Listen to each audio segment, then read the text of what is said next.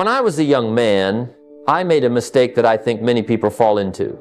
I believed that money was the ultimate measure of a person's worth. If someone drove a nice car, wore fine clothes, lived in a big house, I assumed they must be more valuable than the rest of us. I thought if I could just have more money, then people would respect me more, I would respect myself more, and somehow I would be worth more. But let me tell you, that's a dangerous way to think. Money, as useful as it is not a measure of who you are. It's only a result. It's only a byproduct of something deeper. The real measure of worth is found in your character, in your virtue, in the discipline you live by every single day. I've met people with incredible wealth who were empty inside, and I've met people with very little money who lived lives so rich in wisdom, kindness, and integrity that you couldn't help but admire them. And over time, I learned that when you build your character first, the money follows. It comes naturally because people are drawn to those they can trust, those who live with discipline, those who provide real value. Think of it this way. If money is the fruit on the tree, then your character and discipline are the roots. You don't get fruit by polishing the branches or wishing for apples. You get fruit by nurturing the roots, watering them, protecting them, feeding them. Your daily habits, your word, your consistency, those are the roots. When they grow strong, the fruit shows up automatically. If you ignore the roots, even if you paint apples on the tree, it won't last. When I began to shift my focus from money to discipline, everything changed. Instead of asking, how can I make more? I asked, how can I become more? Instead of chasing dollars, I chased growth. I started keeping promises to myself, even the small ones. If I said I would read 10 pages a day, I read them. If I said I would save $10, I saved it. That small discipline built trust within myself, and soon others could see it too. And with that trust came opportunity, and with opportunity came income. So if you want more money, don't chase money. Chase virtue. Chase discipline. Chase the kind of character that others can rely on. Money will come as a byproduct, but your true worth will always be measured by the person you choose to become. When I first began to understand the power of compound interest, it almost felt like I had stumbled upon a secret that very few people truly grasp. I grew up thinking that the way to build wealth was simply to work harder, to put in longer hours, to sweat more than the next person.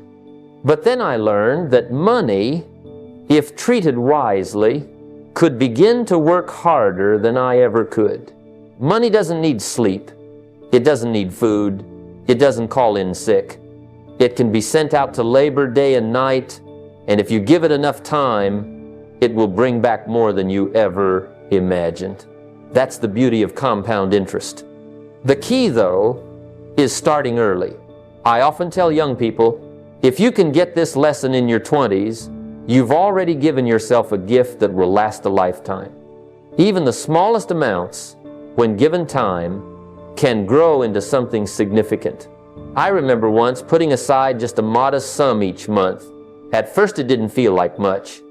It seemed almost laughable compared to the expenses I had. But I stayed consistent. Month after month, year after year, that little stream of savings began to grow. And then something wonderful happened. It started earning on itself. And the earnings started earning. That's when I realized I wasn't just saving anymore. I had an employee working for me 24 hours a day. Now, the second part of the lesson is consistency. Too many people save for a while, then stop, then start again when they feel like it. That's not how you build momentum. Compound interest rewards faithfulness. It's like planting seeds. If you scatter them once in a while, you'll get a few plants. But if you cultivate your garden daily, watering and tending it, soon you'll have a harvest. Saving works the same way. It's the act of showing up month after month that makes the magic happen. And finally, it's not just about saving, it's about investing wisely. You've got to give your money good soil to grow in. Parking it where it earns nothing is like planting seeds in concrete. They won't sprout.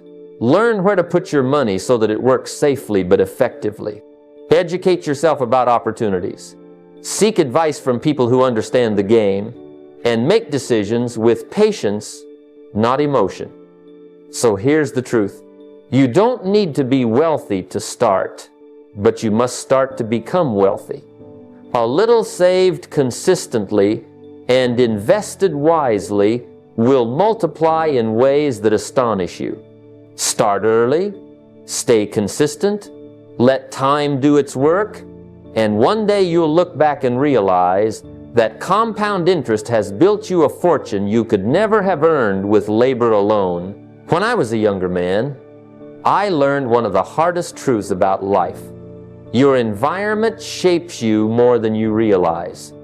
The books you read, the voices you listen to, the people you spend time with, these influences slowly carve out the person you become. For years, I spent time with folks who were always making excuses for why they were broke.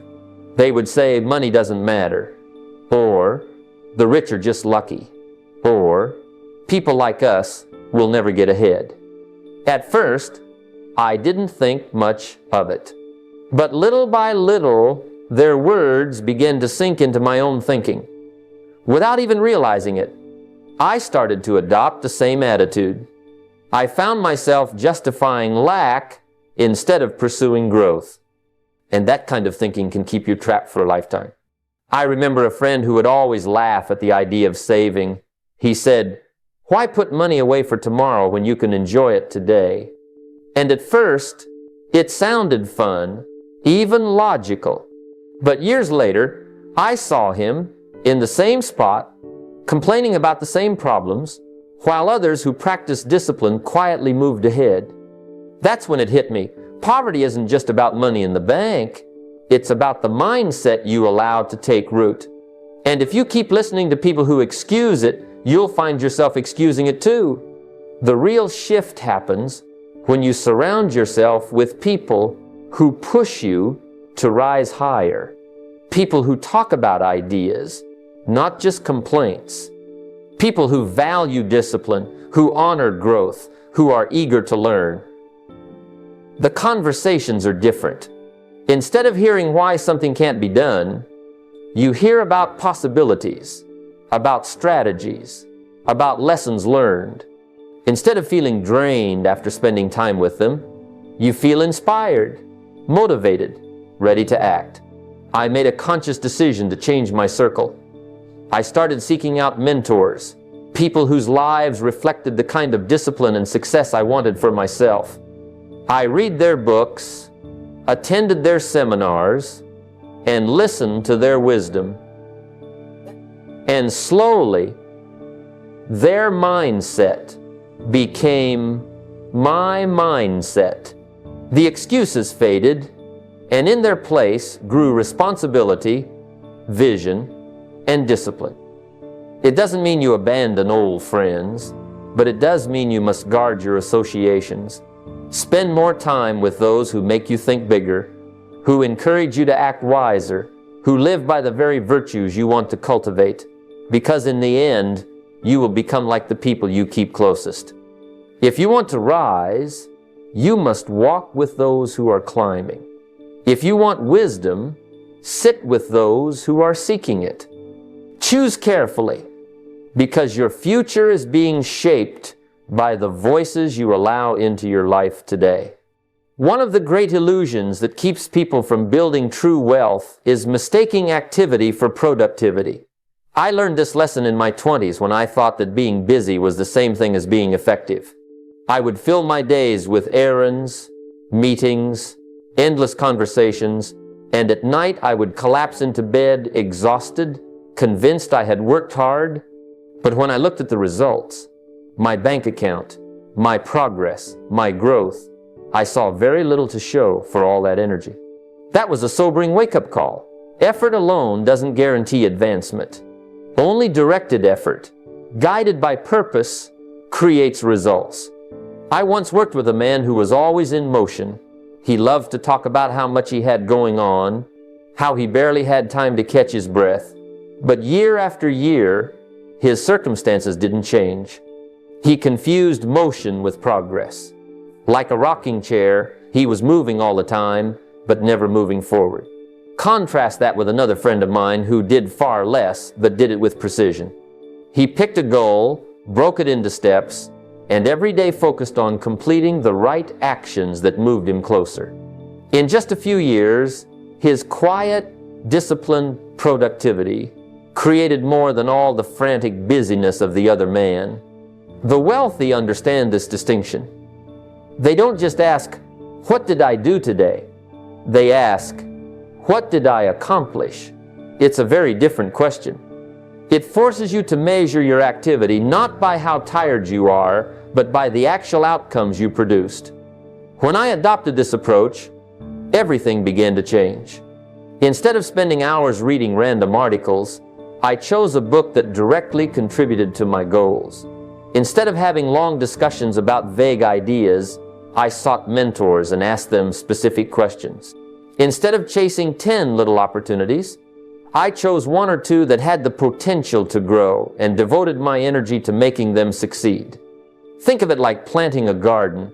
You can spend hours walking around with a shovel, moving dirt here and there, and feel very busy. But unless you plant the seeds, water them, and nurture them, all that activity means nothing. The wealthy don't waste time just moving dirt. They plant, they cultivate, they harvest. That's why their lives yield fruit while others stay barren despite working hard. So the challenge is this: don't just be busy, be intentional. Ask yourself daily, what results am I after? And is what I'm doing right now moving me toward them? If the answer is no, change course. Guard your hours like precious currency, because that's exactly what they are. Wealth isn't built on exhaustion. It's built on disciplined, purposeful productivity. I used to believe that the safest path was the best path. Play it safe, avoid mistakes, never step too far beyond what you already know. But the truth is, that way of living kept me exactly where I was, stuck. What I later discovered is that growth and safety rarely travel together. If you want to expand your wealth, your opportunities, even your character, you must be willing to embrace risk. Not blind risk, not reckless gambles, but small, calculated steps that train you to trust your own judgment. I remember the first time I considered starting a side business. I didn't have much capital, I didn't know much about running a company, and my mind filled with what ifs. What if I fail? What if I lose the little I put in? But then I realized something. The greater risk was doing nothing. Inflation would eat away at my savings. Opportunities would pass me by, and I would remain in the same spot 5 years later. So I took a modest risk, one that I could afford to lose, and I jumped in. Was it perfect? No. I stumbled, I made mistakes, but I learned more in 6 months of action than I had in years of hesitation. And the confidence I built from that one small risk prepared me for bigger opportunities later. The wealthy know this secret. They practice taking risks in layers. They don't begin with the $1 million deal. They begin by making small, quick decisions with limited downside. Buy a few shares of stock and watch how the market works. Launch a small project on the weekends and learn how customers respond.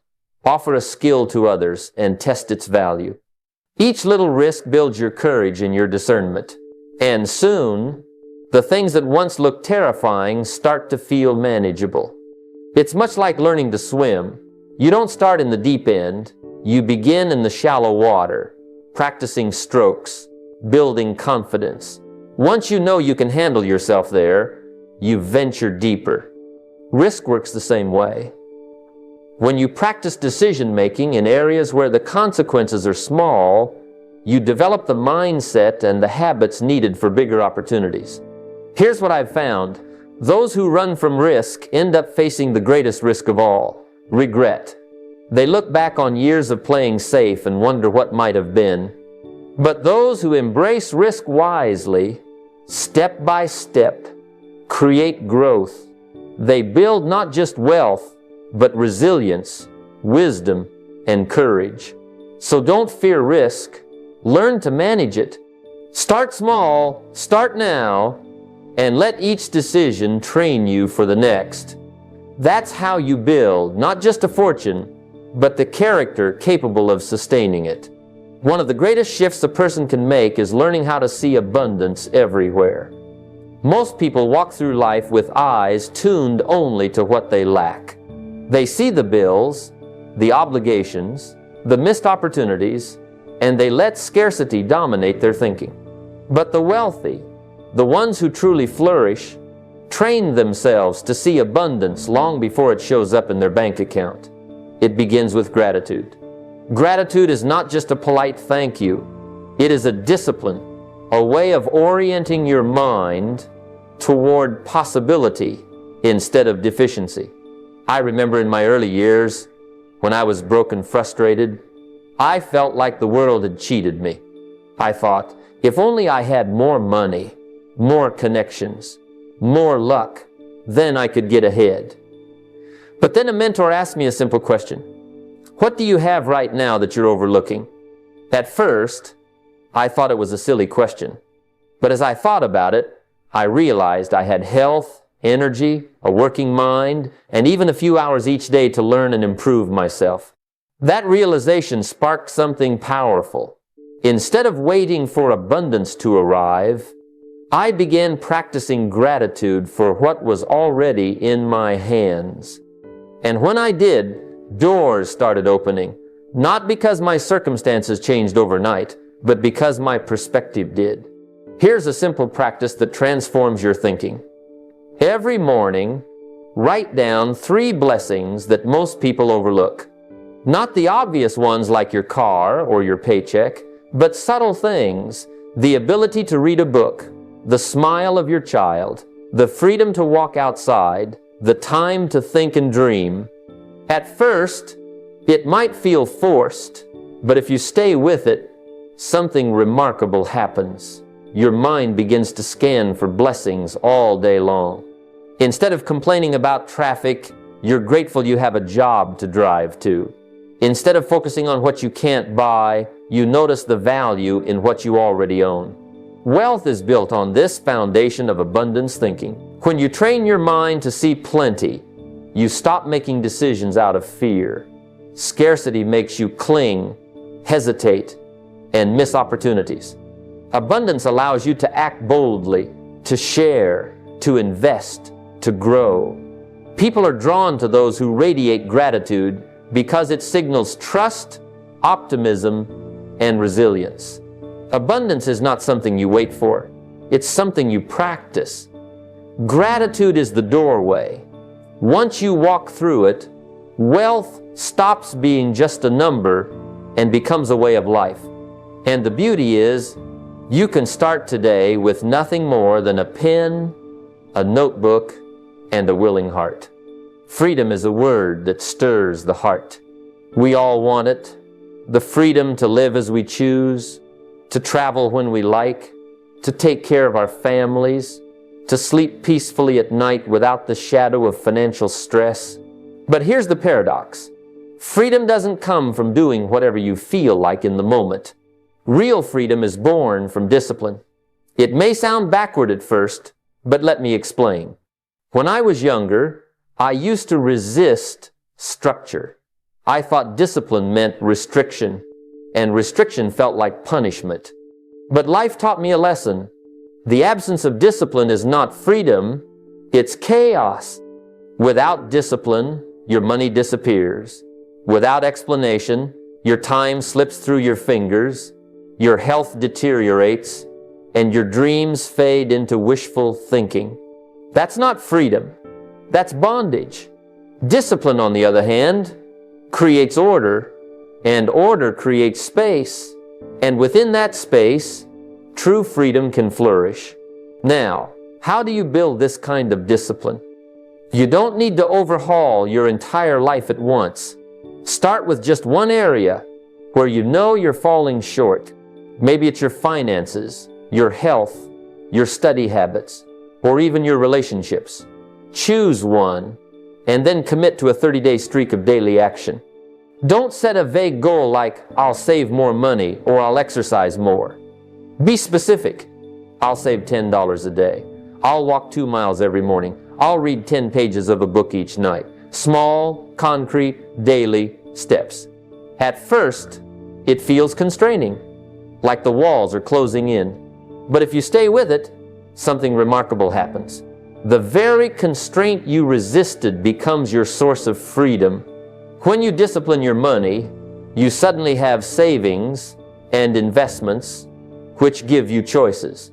When you discipline your body, you gain energy and confidence which expands your opportunities. When you discipline your mind, you acquire knowledge that opens doors.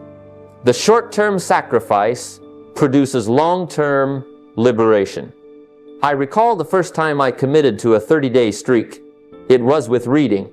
I promised myself I'd read 15 minutes every night without fail. At the beginning, it felt trivial, almost silly. But those 15 minutes built into a habit, and that habit reshaped my thinking. Months later, I realized I had read more books than in the previous 5 years combined, and my mind was sharper, my conversations richer, my opportunities greater. That small act of discipline gave me the freedom of knowledge and perspective that money alone could never buy. So remember, freedom is not found in indulging every impulse. It's found in mastering them.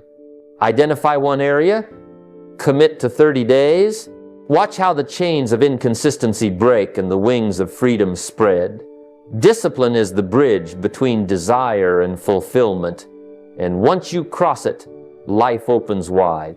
So often, people want to know how much they're worth, and almost without thinking, they point to their bank balance, their home, or their possessions. But let me tell you something. Money alone is a poor measure of worth. True worth goes far deeper. And if you don't learn to measure it correctly, you'll chase the wrong things your whole life. Money is a byproduct. It's what flows in return for the value you create. But the measure of your life is not in dollars. It's in the lessons you've learned, the virtues you've strengthened, and the relationships you've built along the way. Years ago, I fell into the trap of measuring my progress by how much I was earning. When the numbers went up, I felt successful. When they went down, I felt like a failure. It was a roller coaster, and it left me restless. Then I began keeping a journal, and that simple habit changed everything. Every evening I'd write down what I had learned that day. Sometimes it was a lesson from a book. Other times it was a mistake I didn't want to repeat. I'd note where I had practiced patience, where I had shown kindness, where I had stood firm in discipline. And I recorded the connections I made, the people I met, the conversations that opened my mind, the moments I felt truly understood. But over time, those journal pages became more valuable to me than any paycheck. Why? Because they reflected the kind of person I was becoming. And let me tell you, money will always follow the person you become. If you grow in wisdom, if you deepen your character, if you nurture relationships, wealth in every form, financial, emotional, and spiritual, will find its way to you. Here's the beauty of this practice. It makes the invisible visible. Without it, we forget. We forget the small victories, the moments of growth, the times we chose discipline over ease. But when you write them down, you create a record of your inner wealth, and that becomes a source of motivation when times are tough. On days when your bank account looks thin, you can turn to your journal and see proof that you are richer than you think. So if you want to know your true worth, don't just check your wallet. Open your journal. Count the lessons, the virtues, and the connections. That's the wealth no market crash can erase, no thief can steal, and no circumstance can diminish. And the irony is, when you start measuring worth this way, the financial part tends to take care of itself. One of the greatest disciplines you can ever develop is learning how to choose long-term strength over short-term gain. Most people get caught up in the urgency of the moment, chasing after whatever brings the quickest reward. And in doing so, they sacrifice the very future they dream of. But wealth, success, fulfillment, these are not built on quick wins. They're built on decisions that stand the test of time. And the way you cultivate that perspective is by asking one simple question before every choice. Will this matter in 10 years? When I first began my journey of change, I was no different from anyone else. If I had a little money, I wanted to spend it right away. If I had some free time, I wanted to use it for entertainment instead of learning. My focus was on relief, not results. But then I asked myself, 10 years from now, will this purchase, this evening, this decision still matter? The answer was almost always no. And that realization became my filter. Slowly but surely, I started making different choices. Instead of buying a new gadget, I invested in books. Instead of wasting a weekend, I spent it learning from mentors or building a new skill. Those choices didn't give me instant pleasure, but they gave me something far more valuable: strength, competence, and freedom that lasted. I'll never forget one conversation with a young man who wanted to get rich quick. He was chasing every hot trend, every fast money scheme he could find. I told him, it's not about what makes you money today. It's about what makes you valuable for a decade. Skills compound, habits compound, relationships compound. And when you put your energy into what lasts, you don't just win once, you win over and over again. You see, the short term is seductive because it feels certain. That new toy feels good today. That night out feels fun tonight. But 10 years from now, none of it matters. What matters is whether you built savings, whether you built wisdom, whether you built health, whether you built character. And the decisions you make today are the building blocks of that future. So let this be your filter. Before you say yes, before you spend, before you commit your time, ask, will this matter in 10 years? If the answer is no, think twice. If the answer is yes, move forward with conviction. That's how you trade fleeting comfort for lasting strength. And that's how you build a life that not only looks good today, but grows stronger with every passing year. Setbacks are not signs that you're failing. They are simply signals that it's time to learn. Every one of us faces challenges, disappointments, and moments where life doesn't go as planned. The difference between those who grow wealthy in character as well as in resources and those who stay defeated lies in what they do with those moments. Most people let setbacks break their spirit. They see a closed door and decide the whole house is locked. But the wise see setbacks as classrooms, places where the tuition is paid in discomfort, but the lesson is priceless. I remember in my early years, I invested time and money into a business idea that went nowhere. I lost more than I cared to admit. And for a while, I sat in the frustration of it. But then my mentor told me something I never forgot. Don't just count your losses, count your lessons. So I took out a notebook and wrote down what I had done wrong, what I could do differently, and what I would change next time. That exercise turned what could have been pure defeat into one of the most important teachers of my life. Here's the habit I encourage you to build. Every time you encounter a setback, don't just feel it, document it. Write down one clear lesson you've learned from the experience. Maybe it's about patience. Maybe it's about preparation. Maybe it's about trust. Whatever it is, capture it before the pain fades, because in that moment the lesson is sharpest. And then, right beneath that lesson, Write down one action you can take as a result. One step forward, however small. By doing this, you transform every setback into a stepping stone. Think of it like this. Life is not testing you to see if you'll quit. It's training you to see if you'll grow. A failure in business can teach resilience. A difficult relationship can teach empathy. A financial loss can teach discipline. If you take the lesson, you've gained more than you've lost. If you ignore it, then the setback truly becomes defeat. Over the years, I've watched people who seem to leap from one challenge to the next with remarkable strength. And it's not because life is easier for them, it's because they've trained themselves to extract the wisdom from every wound. They treat adversity as a curriculum, not a curse, and the result is that each stumble moves them closer to strength, while others stop altogether. So the next time life knocks you down, don't ask, "Why me?" Instead ask, "What's the lesson here, and what action does it demand?" Capture it, apply it, and keep moving. That's how setbacks stop being stumbling blocks and start becoming the very stones that pave the path to your future. Staying focused financially is one of the toughest disciplines, especially when life throws its inevitable challenges at you. It's easy to stay on track when everything is going well, but the real test is whether you can keep your eyes on the horizon when storms roll in.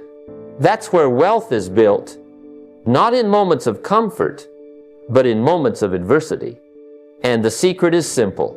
Review your goals daily, track your progress, and adjust as needed, never letting a temporary setback convince you it's the end of the road. When I was building my fortune, I faced seasons where nothing seemed to work. Sales would dry up, opportunities would slip through my fingers, and I'd look at my accounts and wonder how I would ever get back on track. But instead of letting panic drive me, I kept reviewing my financial goals every morning. I would write them down as if they were already true. I would remind myself of the destination, even if the journey looked uncertain. That daily reminder was like a compass. It kept me pointed north when everything around me was trying to pull me off course. Tracking progress is equally vital. You can't manage what you don't measure. Some days, the numbers were discouraging.